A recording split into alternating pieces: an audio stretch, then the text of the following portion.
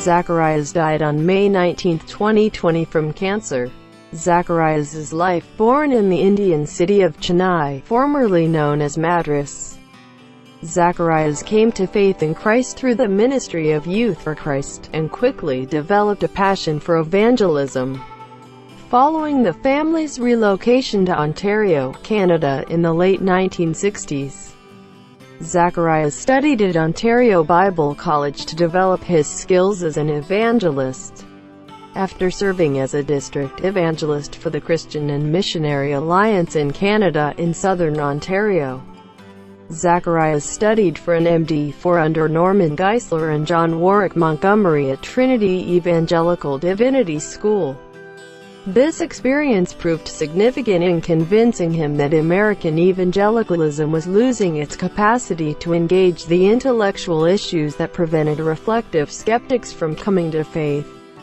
Following his ordination in the Christian and Missionary Alliance, Zacharias served as Associate Professor of Evangelism and Contemporary Thought at Alliance Theological Seminary in Nyack, New York from 1980. It was an important appointment at the denomination's National Seminary, offering Zacharias the opportunity to influence a rising generation of pastors. It was, however, a demanding role, which left Zacharias little time for the practice of evangelism, or developing the apologetic strategies he increasingly believed were essential to engaging skeptical audiences. During a conference of evangelists in Amsterdam in 1983, Zacharias felt he was being called to reach out to the intellectually resistant, particularly those who would shape public opinion and policy. There was, however, no obvious way in which he could achieve this goal. In 1984, however, following an unexpected offer of substantial financial support from the businessman David Dale D. Davis, Zacharias was able to establish his own ministry, Ravi Zacharias International Ministries (RZIM), now headquartered in Atlanta, Georgia. From the outset, its core objectives were to deal with the unaddressed intellectual issues that troubled believers, and which stood in the way of skeptics taking the gospel seriously. While RZIM's motto gradually evolved, its basic principle remained the same: to help the thinker believe and the believer think.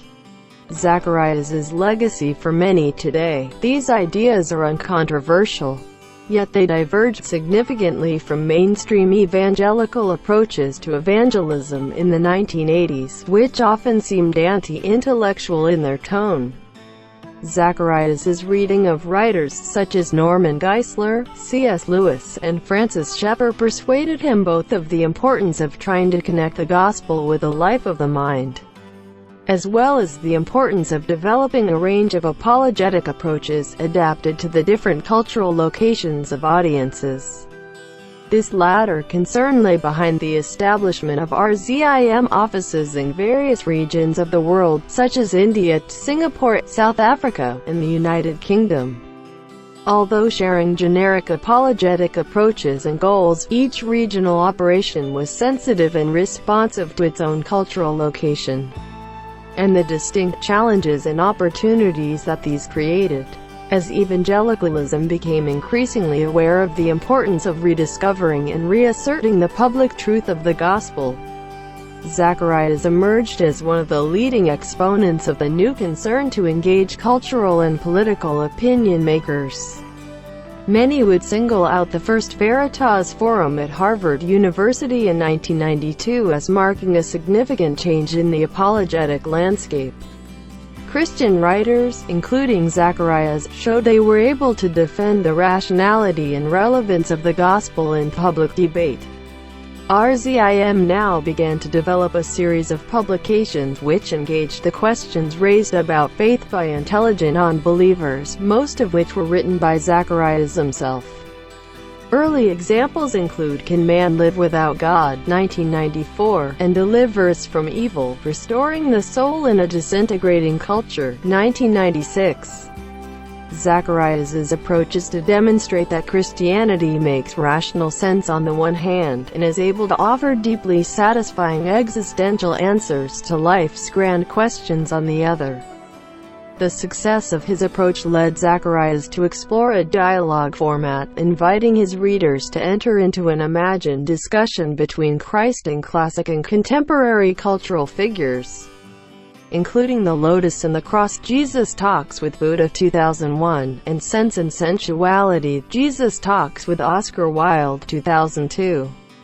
Zacharias also played a pivotal role in establishing the Oxford Centre for Christian Apologetics in 2004, which offered a year-long course in apologetics for those who felt called to this ministry. Leading figures associated with this center included Os Guinness and John Lennox. The Zacharias Institute, an Atlanta-based apologetics training center, was launched in 2017. In addition to his extensive speaking and writing ministries, Zacharias developed high-impact radio, TV, and web-based programs, especially his series Let My People Think, which has achieved substantial impact globally.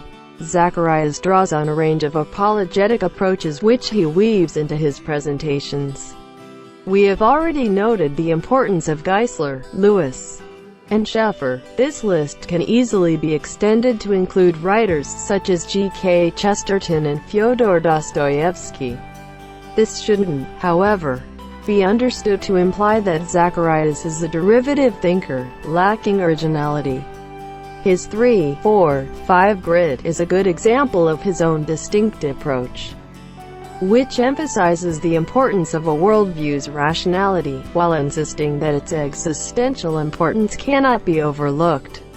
The issue isn't simply whether a worldview is rational. The deeper question is whether it is livable. Faithful legacy amid controversy. Like most public figures, Zacharias attracted controversy. His emphasis on the importance of finding common ground with his audiences was evident in his decision to travel to Salt Lake City in November 2004 and speak at the Mormon Tabernacle on Who is the Truth? Defending Jesus Christ as the way, the truth and the life. It was, however, a controversial decision, which riled some of his supporters. Zacharias nevertheless believed it was the right thing to do, creating openings for the gospel.